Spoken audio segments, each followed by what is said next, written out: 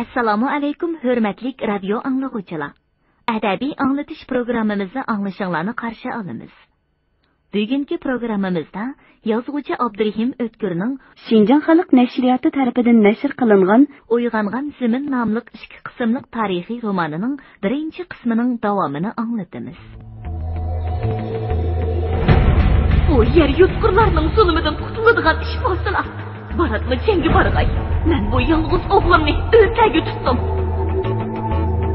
Valla quruq kesib, bizga qonun kerki yo'q. Hay o'g'li, yomon niyatdan o'zingga hamroh bo'lg'ay. Sen qo'lingni qonga palturmoqchi ekansan-da. Eydinglar-ku, endi qanday qilamiz? Bularning qala harvasida to'shqon tutilganligini unutib qopti u go'vat. Tömür akamning qabrisiga qarab bo'pti ekan. U qabridan hilimi daryo. Hasrat nadomat yoshlari yetib turibdi. Yig'idan qichib, yiqilib o'lguncha maydonda elishib o'lgan yaxshi. Men bir tomchi qiynib qog'ich so'qishiman. Dushmanga al bo'ladigan xotin yo'q. Chiqib onasining qornidan yerga tushmadi.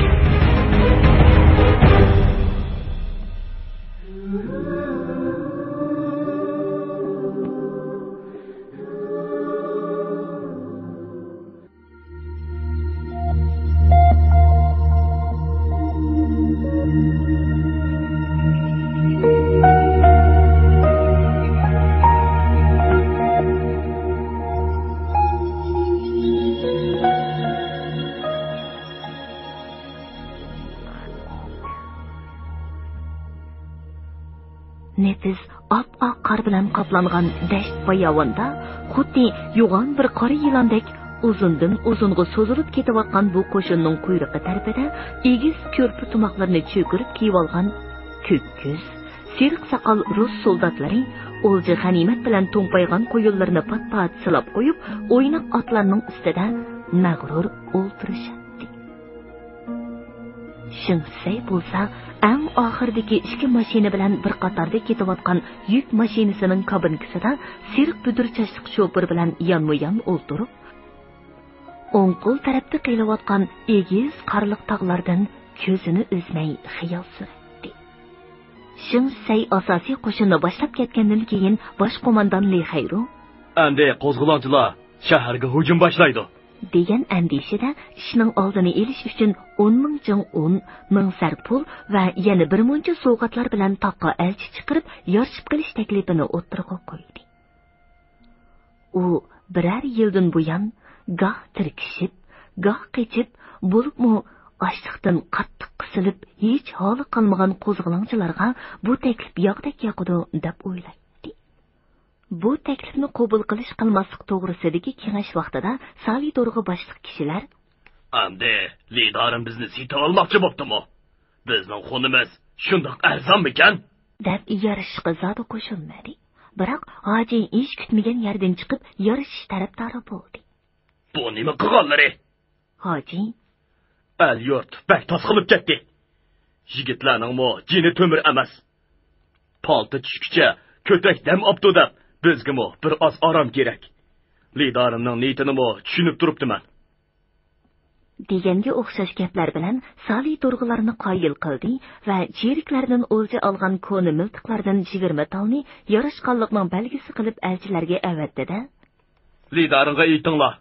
Bizda musulmonchilikmi asta bo'ladi degan gap bor. deb ularni yo'lga soldi. Li Xayru hozircha shaharga hujum bo'lib kelishning oldini olganligiga shukr qilib, tog' yo'llaridagi cheriklarni shaharga qaytarib keldi. Shuningdan boshlab miltiq ovozlarini to'xtab, jimjitlik hukm surishga boshladi. Shu arada inqilob bo'ronlari Turpan o'ymonligidan o'tib, Oltay tog'laridagi qozoq ovullarida ko'rildashga boshladi. Bo'ron ovozidan qattiq sarosimiga tushib qolgan Jinsho'rin Qumuldan voz kechib, Urumchini shimoldan keladigan xavfdan mudofaa qilish niyatida Li Xayruni Guchonga yo'tkab ketdi. Qo'zg'olonchilar shaharda ancha ko'p cherik qolmaganligini bilib, darhol hujum boshladi va uzun o'tmay butun Qumul diyori ularning qo'liga o'tdi. Tirik qolgan cheriklar qurollarni topshirib, asir sifatida Loching shahriga qamilib yetaverdi.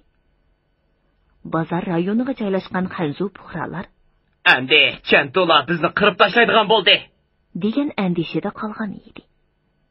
Darvaqa qon to'kish darajasiga yetmagan bo'lsa-mu, u yer bu yerda Xanzu puhralarni bo'zak etadigan ishlar ko'rilishga boshladi. Shundaq paytda hojining nomidan hech kim tinch yotgan puhraga chiqilmasin. Kimdekin buningga xiloflik qilsa, qattiq jazolanadi degan mazmunda do'qmish-do'qmishlarga e'lonlar choplandi. Hatto ko'cha-ko'ylarga chorlug'uchilar qo'yildi. Shundaq bo'layotganiga qaramay, yanala ba'zi hodisalar tug'ilmoqda edi. Bir kuni el yatar chaqda O'shir Kanto o'z yigitlaridan yeytan boshliq 5 kishi bilan ko'cha charlab yurib, Loching shahrining g'arb darvozasi oldidagi do'qmishga kelganda, g'uva chiroq yinib turgan meyxonadan qiya-chiya aralash yig'i ovozi anglanib qoldi. Yigitlar qadamlarini tezlatib kelib, do'konning qiya ochiq turgan eshigidan qaradi. Paxtaliq chaponining ustidan tasma balboq bog'lab olgan 30 yoshlar chamisidagi ot yuzlik bir odam putiga esilib olgan mo'moy bilan bo'voyga topancha tanglab, ularning qo'lidan yulqinib chiqmoqchi bo'layotdi.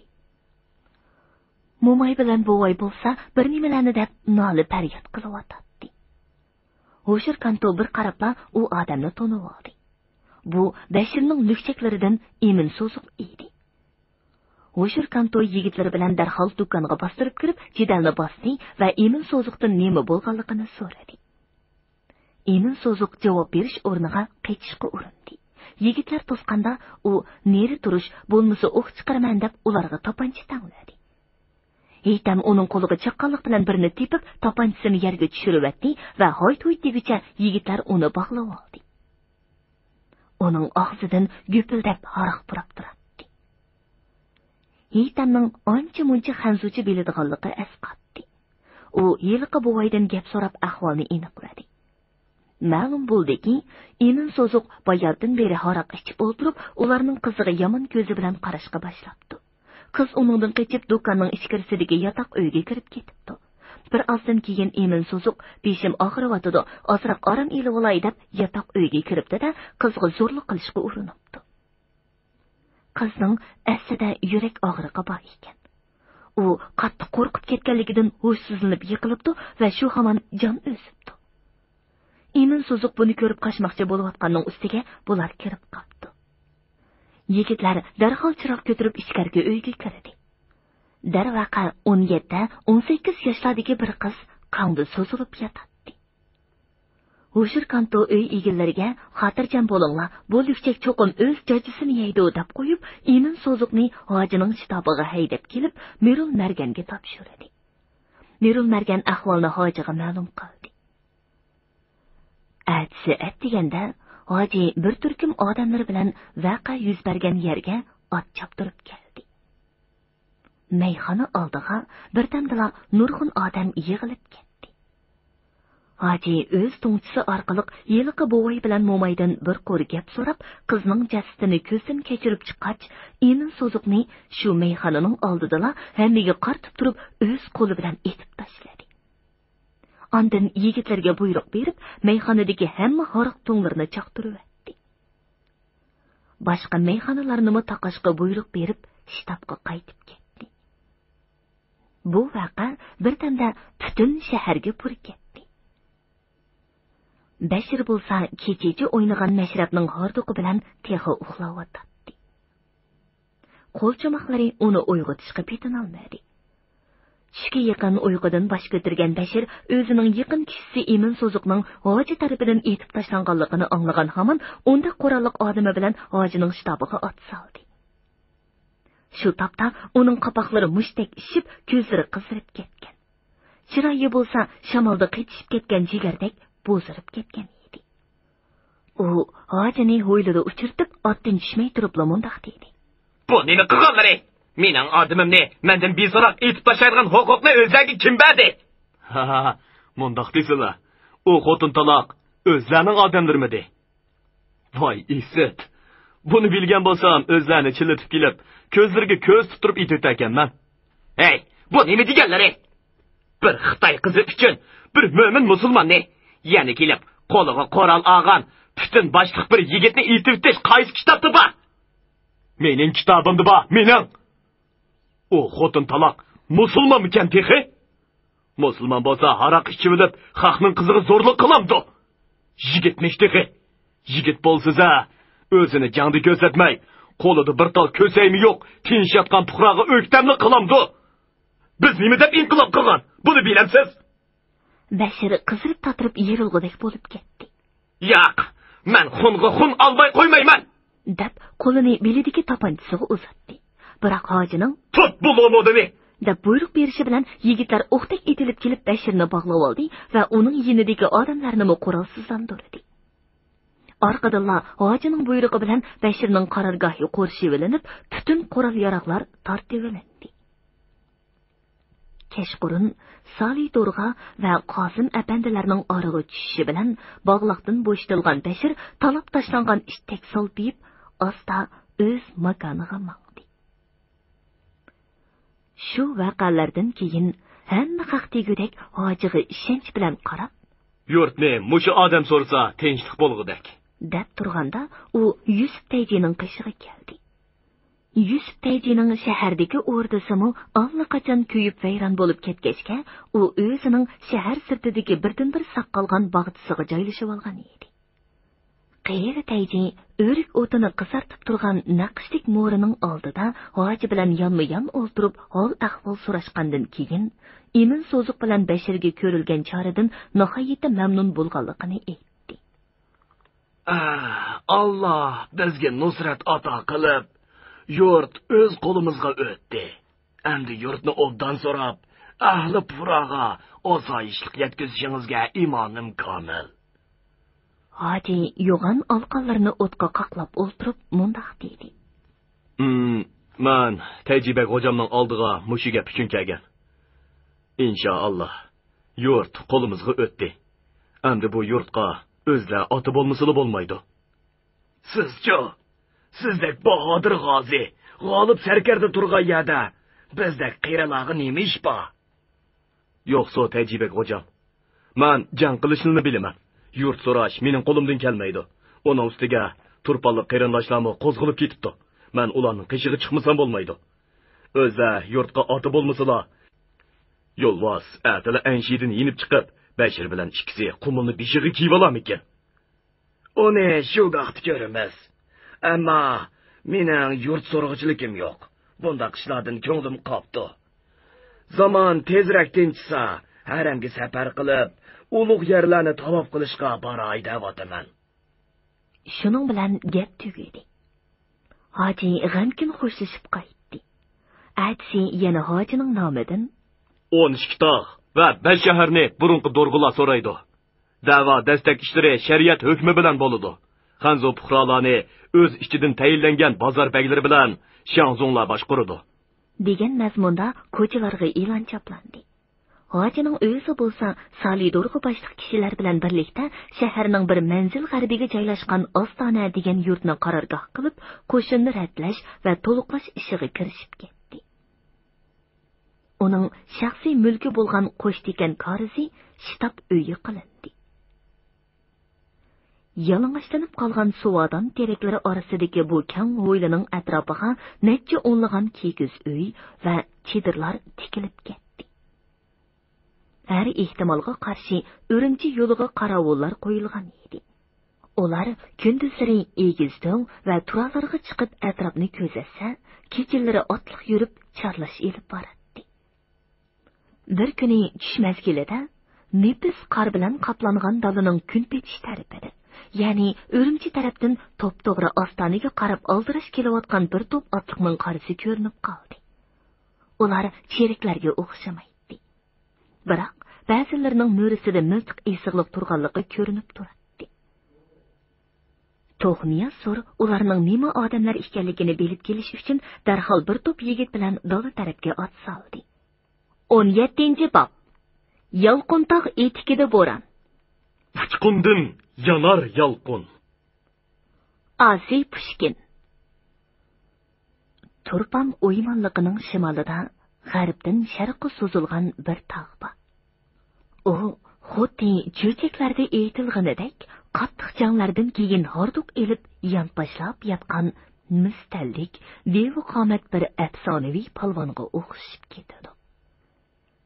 Qadimki zamonlarda bu yerga kelgan sayyohlar bu tog'ning xuddi xumdandan yengili chiqqan xishga o'xshash qizg'ishligiga va jazirama oftobda o'tdek yelinjab turganligiga qarab, uni Yolqin tog' deb atashgan edi. Biroq bu sayyohlar uning yoz kunlari shunday qizib ketgan bilan qish kunlari o'zidan muzdek shamol chiqarib turadiganligini esiga olmagan yoki uning etikidagi yurtlarda qishlab ko'rmagan bo'lsa kerak. Ana shu yurtlarning biri Qumul shahrining bir manzil g'arbiga joylashgan Ostona bilan ham Ahangtosh ham Ma'nodosh bo'lgan Ostona yezisi bo'lib, bu yurtlarning har ikkisi qadimki zamonlardagi Uyg'ur xalqlarining o'rdisi joylashgan yerlar edi. Keyingi chaqlarda ularni farqlantirish uchun Yolqintog' etikidagi Ostona, ya'ni Turpan Ostona deb atiladigan bo'ldi.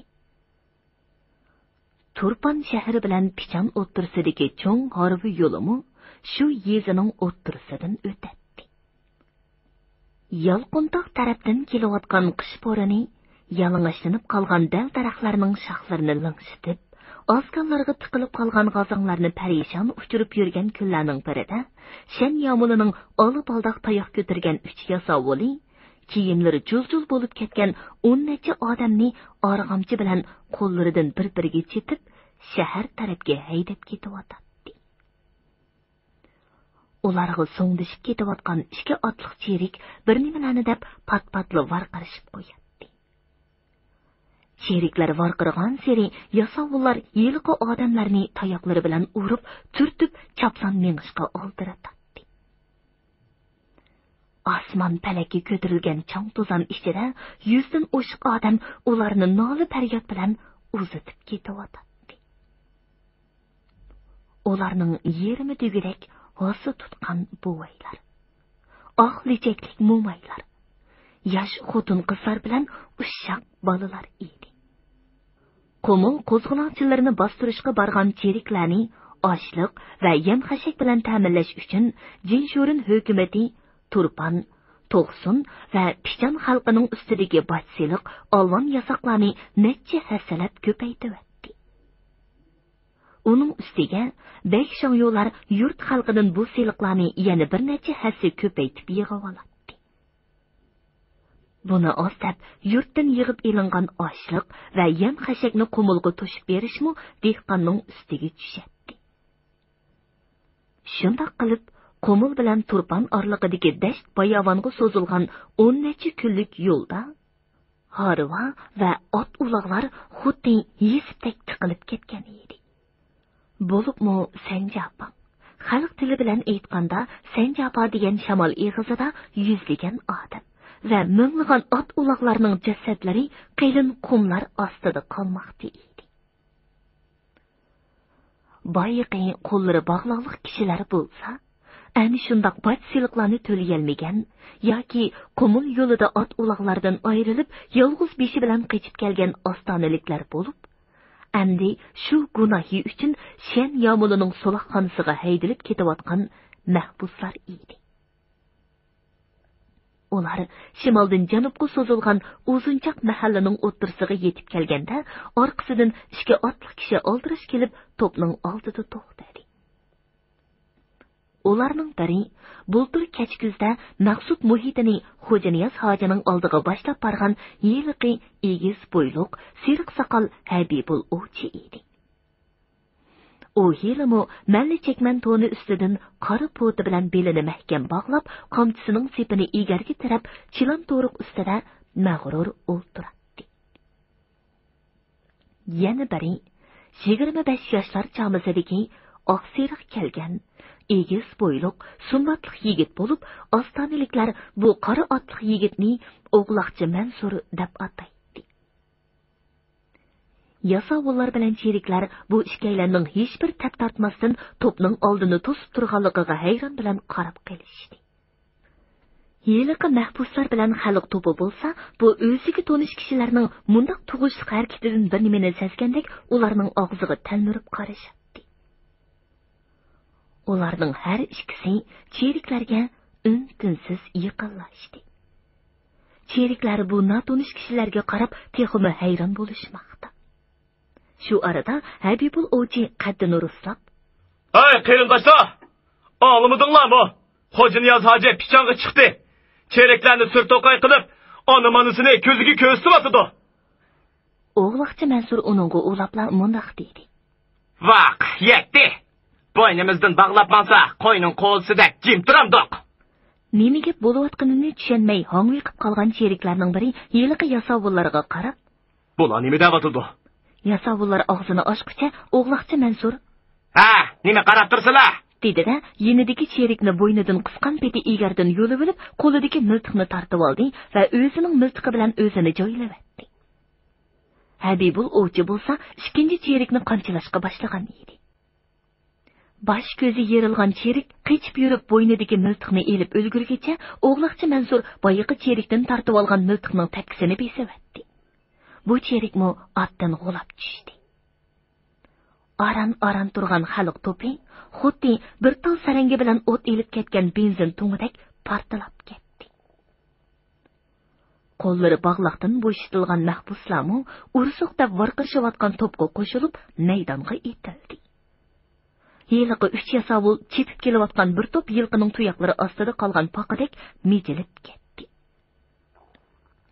Bu vaqa bo'layotganda eshik panjaralarning yo'chiqlaridan marishib turgan kishilarmi orqa-orqadan ko'chaga yugurishib chiqdi.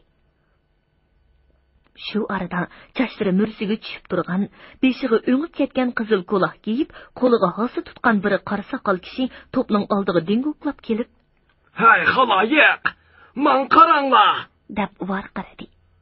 Xalq to'pi o'ziga tonishlik bo'lgan bu to'kur eshonga qaradi. U, "Hay xaloyiq! Xaloyiq! Gapimga quloq solinglar!" degan peti bir supaga chiqib so'zlashga boshladi. "Men hozirla tuyuq xo'jamdan keldim. Tuyuq xo'jamdan. Xo'jam bizga islom ichinglar deb bishorat berdi. Bishorat! Anglayapsizlar? Mana bugundan boshlab kofirlarni o'ltirib, islom ochimiz, g'azot boshlaymiz. Yuringlar. Mening orqamga kirganlar ikki dunyolikni topidi. Bu dunyoda boy bo'ladi. U dunyoga borganda jannati bo'ladi, jannati." dedi-da, hossini to'kildirib mahallaning u tarafiga mangdi. To'pning bir qismi qiyoqas cho'qan bilan uningga ergashdi. Mahallaning u tarafida uzundan beri shu yerga makonlashib qolgan bir necha o'ylik xanzu fuqarolar bor edi. Go'rikesh Vang bilan jazoni xo'r yangni hisobga olmaganda, qolganlari hunarvan kosib va terimchi edi. Habibul ovchi bilan o'g'loqchi Mansur to'kur eshonning ishini buzadiganligini panlab, uning oldini to'sdi. Biroq to'kur eshon xuddi bug'risiga kirgan talvi to'gidek og'zidan ko'pik qaynatib, allaqandoq bir nimalarni degan peti ularga bo'y bermasdan ilgirilaverdi. Ba'zi odamlar uning tarafini elib, ovchi Habibul bilan o'g'loqchi Mansurga yondi. Axir bu ishkaylarni ilojsiz qilib, ahvolni yurt cho'nglariga ma'lum qilish uchun otlarning beshini Maqsud Muhitining uyi tarafga boradi. Maqsud Muhiti ularning gapini anglab, "Sal oldirab ketibsizlar. Xo'ja Niyoz hojining pichonga kirganligini ko'zimiz bilan ko'rib, ondan boshlashaqmi bo'pti-kan to'q. Ha, xayr, bo'lar ish bo'pti." dedi-da, darhol o'zining enisi Mahmud Muhiti boshliq kishilar bilan vaqa bo'lgan yerga ot soldi. Ular yetib kelganda, Go'rikesh Vang bilan jazoni xo'r yangning qora sirlangan do'konlariga o't qo'yilib, ularning har ikkisi tayoq to'qmoq zarbasidan yerimjon bo'lib yotadi. Bola chaqalari bo'lsa, taraf-taraflarda qechib yuradi. To'kur eshon boshlab kelgan kishilarning ba'zilari jazoni xo'r yangning do'konidan tepilgan daftarlarni kuydirib o'tadi. Ba'zilari bo'lib olgan kiyim-kechak va raxt puchaklarni qo'yinlarga tiqishtirish bilan mashg'ul edi. To'kur eshonning o'zi bir qism kishilarni boshlab yurib, qolgan xanzularni ursoq qilib yuradi. Butun atrofni istitak va qiyochiya qoplab ketgan edi. Ovchi Habibul Maqsud Muhitining buyrug'i bilan osmonga qaratib ikki poy o'q otdi. Alaman darhol to'xtadi. Maqsud Muhiti itini Tokur İshanning oldiga devitib kelib, uningga varqiradi.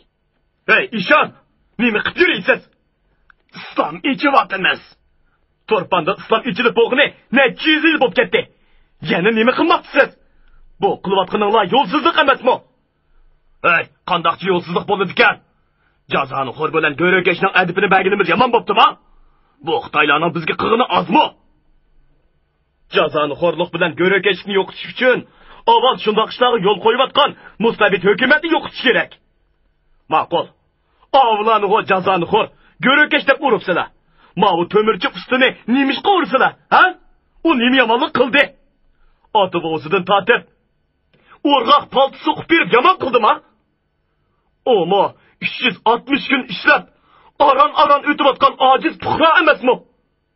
Qo'linglardan kelsa, puhralarga zulm qilayotgan zolim hukumatni yo'qitinglar.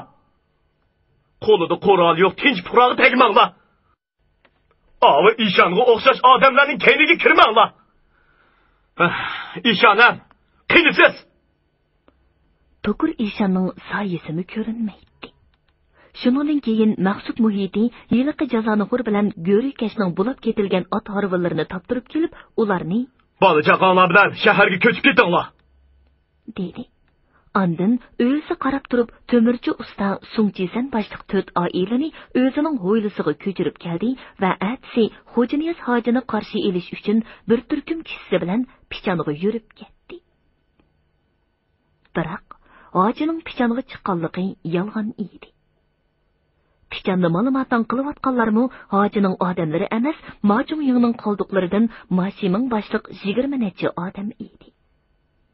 Mashiming boshda biz pichonga tegish qilishimiz bilan tang xalq qo'zg'aladi deb o'ylagan bo'lsa-mu, hech kim ularga ergashmay, natijada o'zidan necha 10 hassa ko'p bo'lgan sheriklarga tang kelolmay, Lukchinning Dig'ay degan yezisida tamtirab yurgan edi. Dal shundaq paytda Maqsud Muhitilar pichon tavasiga kelib, Mashimingning ahvolini berdi. Qanday qilish kerak? Pichon xalqini qo'zg'ash imkoniyati bo'lmagan sharoitda Mashiming bilan hech qanday ish boshqa chiqmaydi. Uni Ostonaga boshlab chiqay desa, qalpoqqa tushliq qirg'iz yo'q.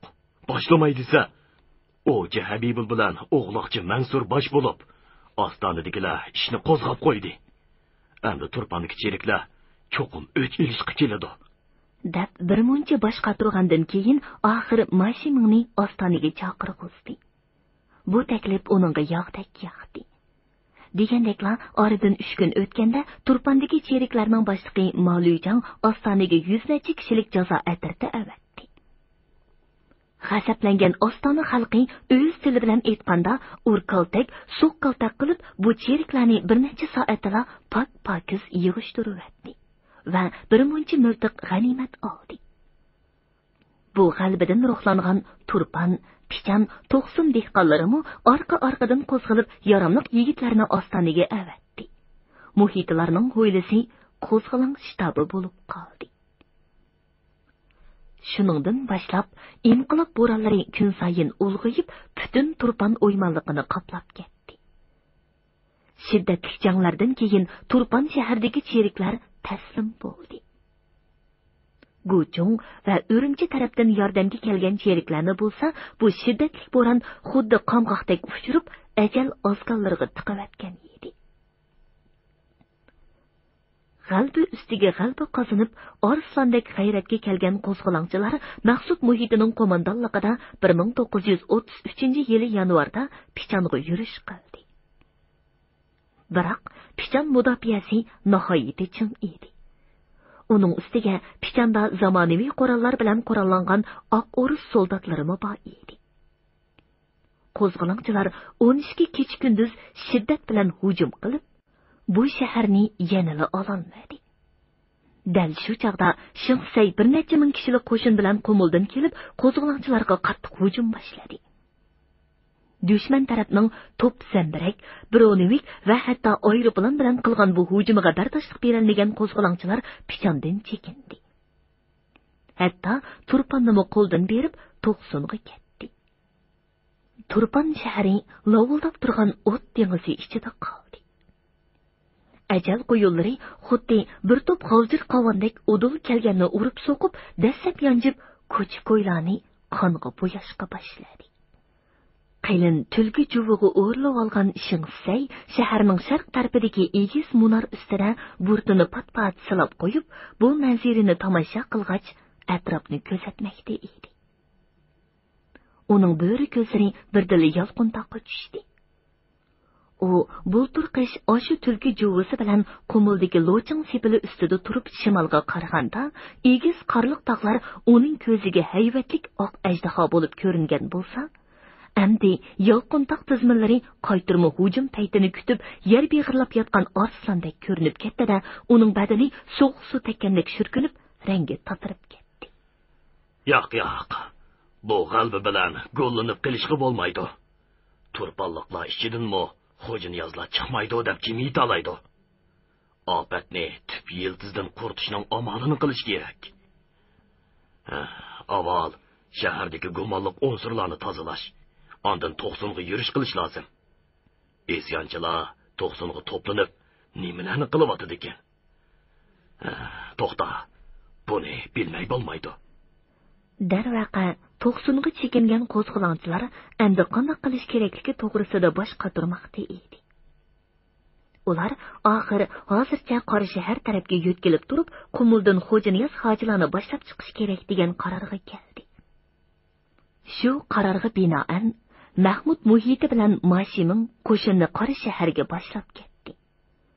Maqsud muhiti Xo'janiyaz hojini boshlab kelish uchun bir to'p kishining hamrohligida so'qmoq yo'llar bilan Qumul tarafga otlandi. Oldingi bobning oxirida aytganimizdek, Xo'janiyaz hojilar qarorgoh qilgan yerga, ya'ni Qumul ostoniga kun petish tarafdan oldirash kelayotgan hiliqa otliqlar Maqsud muhitilar edi. Cho'jining shumliqidan mekanning anchiki yo'q degan rost gapgan. Andiza turpalliq, qumulliq degan gaplarni chiqardinglarmi? Shingzi degan bir nima, qumulliqning qini bilan bo'yalgan qilchini turpalliqlarning beshida o'yintib olsa, buningga qanday chidab turg'ili bo'ladi? O'yining mingiziga ursa, tuyqi sirqirabdi degan gapni anglamaganmi? Ha? Cheriklarni qumulga yana kelmaydi demsizlar. Qo'tanga tekkan bo'rini ikkinchi yo'latmaymiz desak, orqasidan qo'g'lab berib, postiga saman tiqmasak bo'lmaydi. Bu bo'rilarni yo'qotmoqcha, mayli Qumul, mayli old shaharda hech kimga aram bo'lmaydi. O'zlacho do'rg'an. Turpanga chiqqanlari kelmasa, tillarni tikkan terib yurmay, uylariga ketayapsizlar. Qag'allarmi shundoq? Turpanga chiqmaymiz deganlarga ruxsat. Men hech kimni zo'rlamayman. Gap shu. Xo'janiyaz hoji shtab hovlisiga yig'ilgan bir to'p qurolliq kishilar orasida ushshaq qor uchqinlari aralash muzdek sovuq shamolning neshtardek sanjib turishiga qaramay, tulki quloqchisini orqasiga ishtirib qo'yib, so'l qo'lini qilichining dastasiga qo'ygan holda o'ng qo'lini pulanglatib, o'sha gaplarni qilyotdi. U so'zlab etib, belidagi o'q po'tisini pat-patli silab qo'yadi. Baya u o'zlacho do'rg'an deb xitob qilgan qizil yuzlik, qora soqol qovul odam xuddi gunohkorlardek qo'llarini qovushtirib yerga qarab turadi. Gap shu do'rg'an. O'zlariga yo'l ochiq. O'ylarga berib, Oyla xonimning o'smisini siqib beramlar. Bo'shkini tavirtib o'ltiramlar ixtiyorlari. Ammo lekin bizga qachilik qilmasalar, dedi-da, orqasiga o'rilib uyga kirib ketdi. Yeliqi odammo gap so'z qilmay darvoza tarafga burildi. Boyiqi qurolliq kishilarning bir qismi uningga ergashdi. Maqsud muhitilar kelgandan beri bir qancha qitim kengash o'tkazilib, oxir hoji bilan Soli to'rg'i boshliq kishilar Turpanga chiqish qaroriga kelgan. Bu qaror qo'shinga jakarlanib yo'lga chiqish oldida ularning ota-ona va bola chaqasi bilan xo'shlashib olishiga 10 kunlik muhlat berilgan edi. Shu arada ba'zilar bo'ldi endi. Qumuldan cheraklarni haydab tashladik. Turpalliqlarla nima ishimiz? Deganga o'xshash xiyollarga tushib, boyiqadek Turpanga chiqmaslikning qaznini osdi. Ularning o'rniga 12 tog' va shahar yezilardan necha hassa ko'p yangi kuchlar kelib satga qo'shildi. Axir Hoji bilan Sali Dorg'alar yosh va o'rta yoshliqlardan 800 yigitni tanlab olib, shu yili fevralning oxiri Maqsud Muhitilar boshlagan yo'l bilan Turpanga qarab mangdi. Qo'shin safar tayyorligi bilan bo'layotgan kunlarda Maqsud Muhiti bo'sh chog'larini Qosim apandi bilan shaxmat o'ynab o'tkazdi. U bir kuni shaxmat ustida Qosim apandidan Hoji to'g'riliq gap so'rab qoldi. Ayting apandim. Hojim, qandaqroq odamkan? Obdan chiqishib qoldingizmi? Qosim apandi Hoji to'g'risidagi ta'sirotlarni o'rtoqlashishga Maqsud Muhitidek bir sirdosh ulfatning tepilganidan xushal bo'lgan bo'lsa kerak, shaxmat o'riqini o'ynab o'ltirib, darhol gapga kirishdi. Hoji akam, to'lima ajoyib odamkan. Odatda umr bo'yi shahar yuzini ko'rib boqmagan sahro kishisiga, hatto kichik bolaga o'xshash oq ko'ngil, sodda ko'rinadi. Nima desangiz ma'qul deydi. Dasturxonga nima kelsa shuni yeydi. Biror yerim ig'iz gap o'tib ketsa-mu, ko'ngliga olmaydi yoki anglamaslik qiladi. Biroq ochiq kelib qolganda, Yohannas, Xudo saqlasin, ko'ziga hech nima ko'rinmay qoladi. Hech kimni ayamaydi, hech kimning gapini anglamaydi. Xuddi bir parcha o't bo'lib qoladi. Masalan, dedi Qosim apandi. Ondan tashqi Mo'g'ul hukumatining vakili Vasli Ivanovga qasd qilgan yilqi Yasin Gachining og'ziga tangi tillalarni eritib, o'z qo'li bilan qo'ymoqchi bo'lganligini hikoya qilib berdi. Maqsud Muhiti bu voqeani anglab, ma'nili kulib qo'ydi. Ammo bu odamning yuragi shunda qattiqmikan desam, undaqmi emaskan. Bultor kuz kunlaridagi bir jangda uning yaxshi ko'rib minadigan ko'k bo'z itining oldi putlari zambirak o'qida uzilib ketdi. At o'rnidan turolmay xaqirab yotibdi. O to'limi chiroyliq, quloqlari qiygan qalamdak, putlari kiyikninkidek inchga at edi. Hoji tipirlab yotgan otga birdan qarab turib, "Bo'g'izlab tashlanglar" deb buyruq qildi.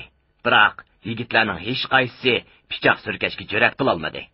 Hoji ularga qayib og'zini buzdi-da, bir yigitning qo'lidan pichoqni tortib olib, otning geliga surkimoqchi bo'ldi.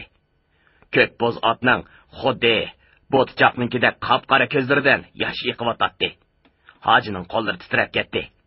Otning bo'ynini quchoqlab, mag'zini uning ko'zlariga yiqib o'ltirib, yig'lab tashladi. Ondan keyin u qo'lidagi pichoqni tashlab o'tib, "O'zingiz bir nima qiling" deb menga qaradi. Men bo'g'izlashga qiymay ta'tir qarab turib, otning bo'yniga shikpoy tapancha yetib etdim. Hurmatli radio anglovchilar, yozuvchi Abdurahim O'tkirning Uyg'ongan Simin nomli tarixiy romanining birinchi qismini bugun mush yergacha anglatdik. Davomini atidagi programmamizda anglag'aysizlar. Qo'liga qo'ral olgan o'g'rilarning yo'shiringanlaridan birini tutib bag'ishga yuzlab, boyirni ma'lum qilg'ichiga 50 sartanga mukofot beriladi. Qo'ral tutmagan bo'lsa-mu, o'g'rilarning yaxshi gapini qilgan yoki ularga yordam berganlarni ma'lum qilg'ichilarga ma'lumlagan har bir kishi uchun 20 sardan tanga beriladi. İzzet qarindoshlarimiz, mushu davlatdagi shaharning ichiga kirib, qo'limizni tushab qo'ymagan bo'lsak, muncha dushmanchilikqa qolmasak yo'q. Sizlarni bu to'polonchi zivozilarning qinidan ibrat olsin deydi. Şimdi kim hükümetga qarshi to'polon qilsa, mushu zivozilardek bo'ladi deydi. Bugungi programmamizning diktorlari Dilnigar Hasan, Salihjon Ro'zahoji, Mahira Abdurashid, ovoz texniklar Po'lat Tursun, Tohir Yasin, mas'ul muharrir Ilhom Mahmud, Abdurasul Abdurahim.